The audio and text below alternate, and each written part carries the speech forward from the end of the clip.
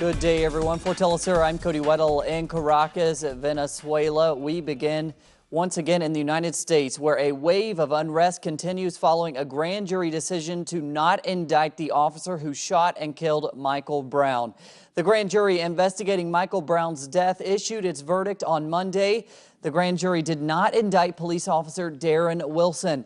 The decision sparked widespread protests. Police arrested at least 61 people on charges of arson and unlawful assembly. The St. Louis prosecuting attorney says that the jury concluded that not enough evidence exists to bring charges against Wilson.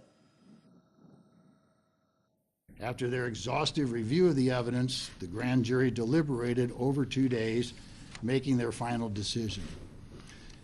They determined that no probable cause exists to file any charge against Officer Wilson and returned a no true bill on each of the 5 indictments.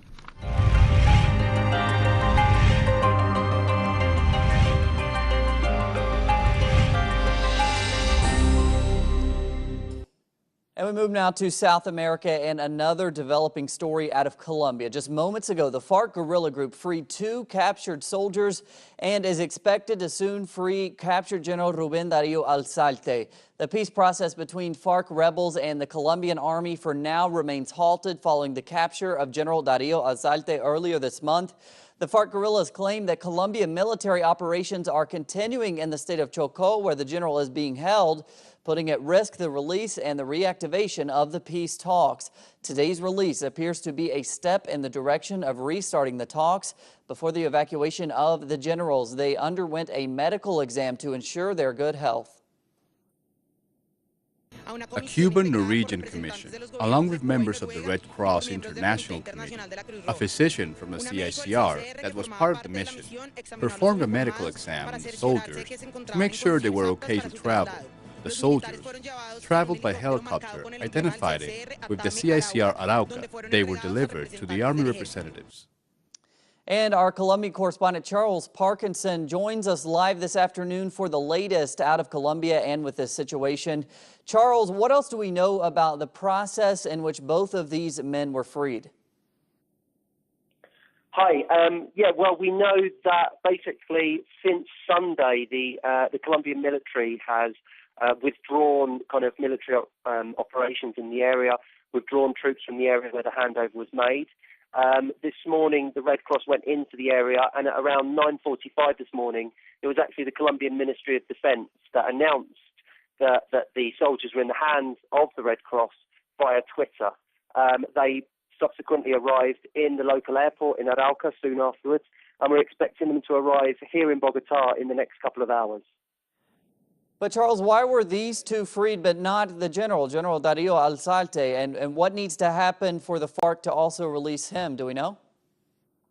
Okay, so basically, I mean, these guys were actually captured a week before General Alzate, and they were captured in a completely distinct area of Colombia, around 350 miles away. Now, on Sunday, the FARC complained that the area in which Alzate was captured, which is the western coastal region of Chocó, there is still intense military operations going on. Now, the FARC actually announced a statement after the release of the 2 soldiers today to say that the soldiers were in good health and that they were now going to concentrate all of their efforts in the release of General Alzate and his 2 companions. However, they called for an immediate end to military operations in the area in order for that release to be possible. So really, we're waiting for the government to act in order for Alzate to be released and for the peace talks to restart. Okay, and what else do we know about the state of the peace talks, Charles? Have either sides mentioned those and whether they will be resumed or how much longer they will remain stalled? Well, we know that the FARC on Sunday essentially said they will not leave the negotiating table until an agreement has been made. So we know that the guerrillas are intent on continuing with the peace agreement. And Santos has said previously that as soon as Alzate is free, then the talks will resume.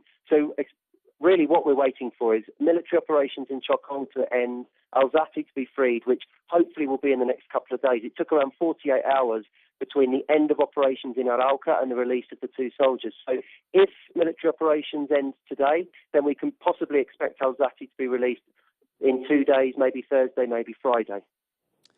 All right, Charles, thank you once again. We want to move on now. We want to take a closer look at the profiles of the two freed soldiers. Take a look.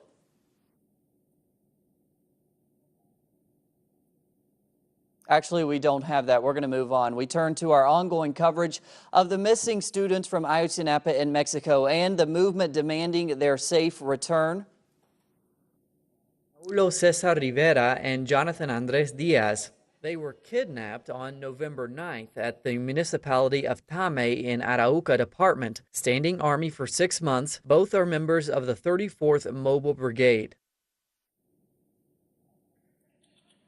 Moving on to Mexico, more demonstrations in support of the 43 missing students were reported on Monday in the state of Guerrero, where protesters blocked the entry to the public attorney's offices and the electoral tribunal. The demonstrators are not only demanding justice for the 43 missing students, but also the liberation of 11 students who were arrested 5 days ago during massive demonstrations.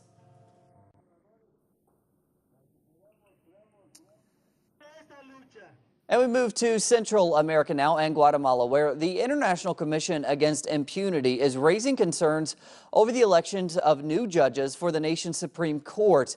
The group is calling for the annulment of the election after finding links between organized crime and some of the candidates.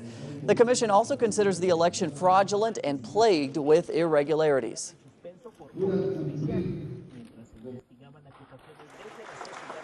To Chile now, President Michelle Bachelet has inaugurated the International Seminar Dialogues on Regional Integration with the Pacific Alliance and Mercosur. Representatives of both regional bloc countries and renowned academics from Latin America will attend the week-long event. The seminar aims to consider cooperation between the two blocs. We know that regional integration is an important issue when we talk about regional growth, industrialization and diversification. We should also talk about uniting in the face of the changes that the international system has been undergoing. I believe it is very auspicious that during this dialogue our common objectives will be set forth as we articulate a shared perspective with Mercosur in this historic process. We're going to go now to continuing coverage out of Ferguson, Missouri. We're joined by our correspondent there, Alexandra Hall. Alexandra, we saw those images of the protests last night. What's the status now? Have those protests continued into the day?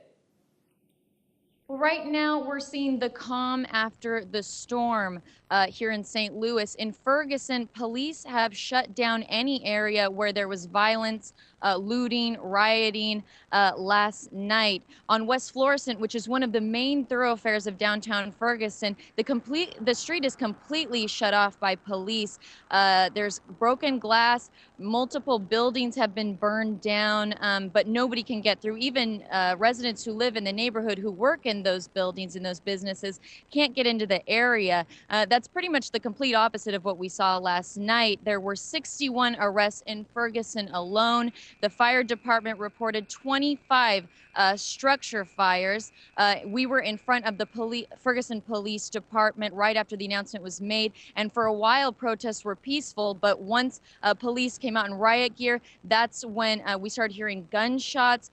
Tear gas canisters were fired and complete chaos broke out, and there was really no way to tell what exactly was happening and where. All right, Alexandra, thanks so much for your ongoing reporting, and we'll look forward to your reporting as this situation continues to unfold. That's where we end today for Telesur English. I'm Cody Weddle. We'll see you right back here in just a few hours.